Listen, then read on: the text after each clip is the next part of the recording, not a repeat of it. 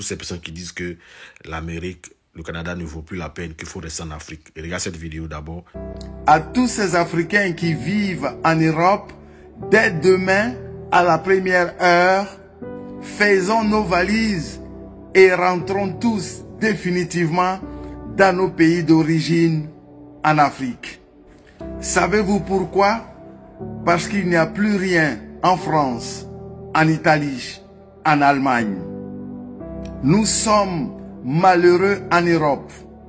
Les zéros que nous gagnons à la sueur de notre front va directement dans le loyer, les impôts, le transport, les crédits, la nourriture. Ce n'est pas moi qui dis tout cela, figurez-vous. Ce sont les propos que j'entends de plus en plus depuis un certain temps sur les réseaux sociaux. Les benguistes le disent avec force et détermination.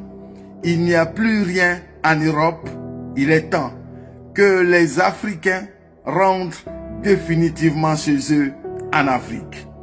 Je voudrais vous dire, la grande majorité des benguistes, s'ils étaient restés dans leur pays d'origine, ils n'auraient pas pu réaliser même la moitié de ce qu'ils ont aujourd'hui en Afrique. Ici, en Europe, disent-ils, c'est travail, boulot, métro, dodo. Ils ajoutent, on ne vit pas ici.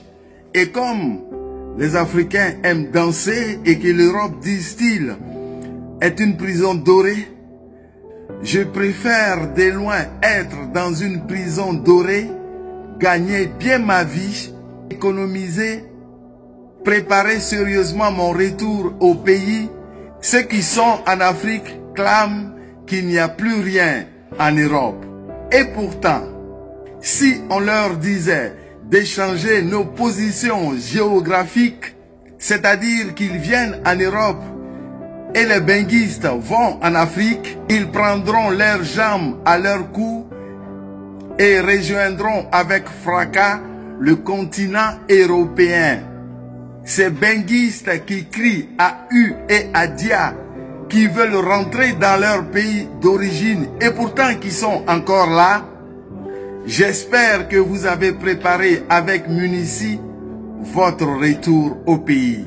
Quant à nous, autres benguistes qui rentreront définitivement dans nos pays d'origine lorsque seulement nous serons à la retraite, nous disons merci à la France, à l'Italie, à l'Allemagne de nous avoir accueillis chez eux et nous en serons faire bon usage de notre passage chez eux.